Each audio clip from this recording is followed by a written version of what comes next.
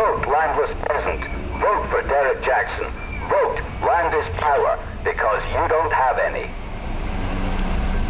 This is an election communication on behalf of the Landless Peasant Party. Vote for Derek Jackson, because land is power, and you don't have any. We are landless peasants in our own nation, our own country, our own land. The Tory Party are a nasty party, the party of wealth, privilege. They represent your owners. The Liberal Party are the embarrassed middle class, gutless fence sitters. The Labour Party are traitors to their class. Their very name means work. They want you to work. Work for your owners.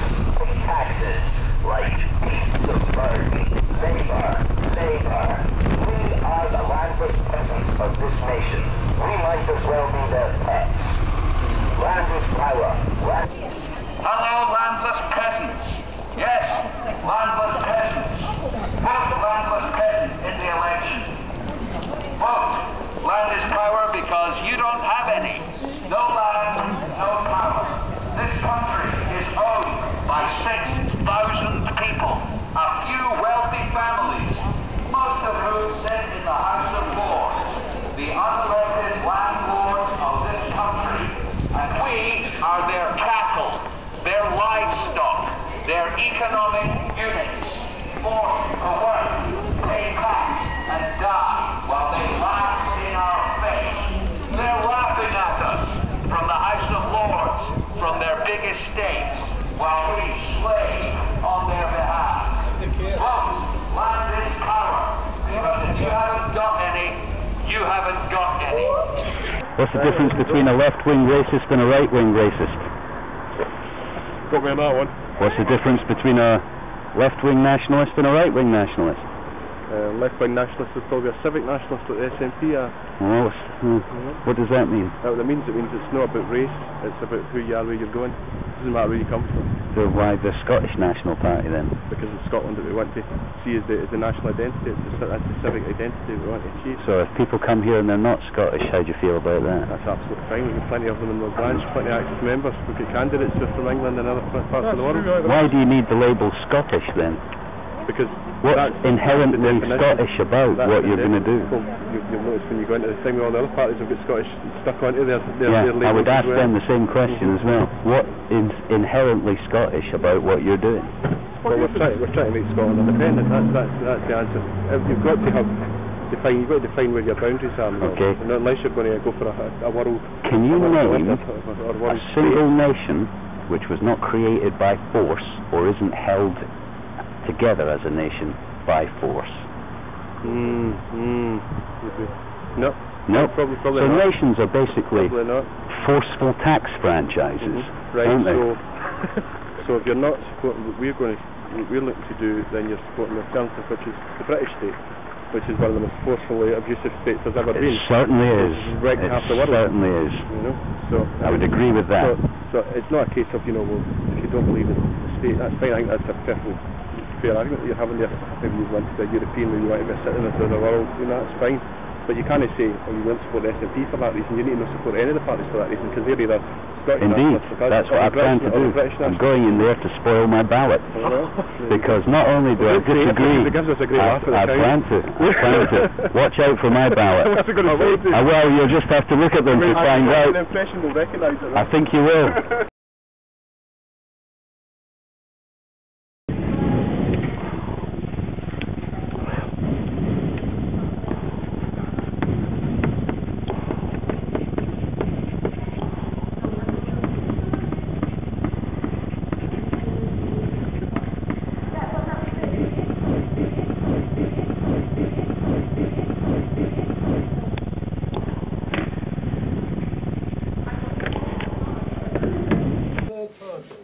In 2 centuries to win 4 terms. And if you remember back in 1992, lots and lots of people said we were never going to win again. We won in 97 with the landslide, another one in 2001 and again in 2005. So Labour has got a lot to be proud of. And I think actually it's interesting. I think if one of the lessons of this election already is that Britain is a progressive country. It doesn't really want. Let me just interrupt you. We're looking at pictures of Gordon Brown, He's at his Kirkcaldy constituency now, shaking hands with various people. That is one seat that I think we can. That is one seat that I think we can be pretty sure will stay Labour tonight when we get the results. Certainly hope so. If Mr. Cameron does form a minority government or an overall majority government, I, Ronnie Hines, returning officer, give notice that the total number of votes cast for each candidate in the election was as follows. Peter Adams, UK Independence Party, 760. Susan Archibald, Independent, 184. Gordon Brown, Scottish Labour Party, 29,559.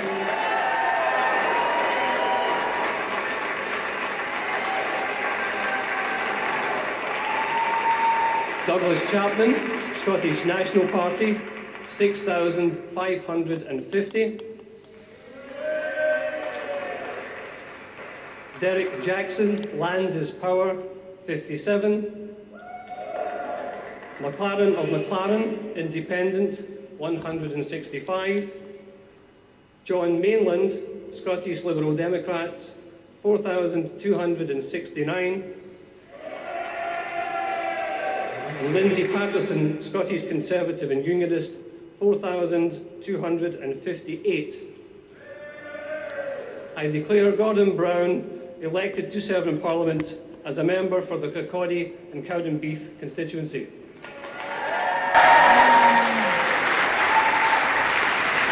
Well, I hope we'll be able to hear from Gordon Brown. Yes, he's got most of the speech coming up to the host seat, so if the vote goes up. Thank my fellow candidates for the dignified manner in which they have fought this campaign. And can I thank this great college, of which I'm proud to be and remain the Chancellor, and which is now a central focus of our whole community life. I want to thank the staff for what they have done to give us a great welcome. And let me tonight thank the returning officer and the staff who have administered this town with such speed and courtesy and care, ensuring that everyone who has met the rules has had the chance to vote, as I hope and believe is the right of citizens everywhere throughout our country. Let me say to the people of this great constituency,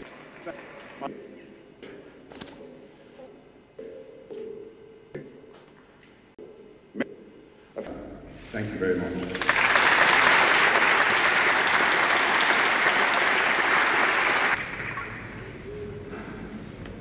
I'd like to thank my fellow landless peasants and all the landless peasants who voted Land is Power for joining me on the road to revolution.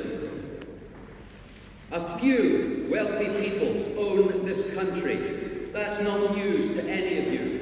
Everybody knows that's true. We all know the figures. 10% of the people with 90% of the wealth. 6,000 people own 70% of this country. That's half of 1%. Isn't that a little too exclusive for anybody else? The one thing humans need to live on and from more than anything else, land. And if you don't have any, you have no power, and you are the livestock of the people who own it. We might as well be the pets of a few wealthy people in this country. We'll be back, because land is power, and if you haven't got any, you haven't got any. Landless peasants,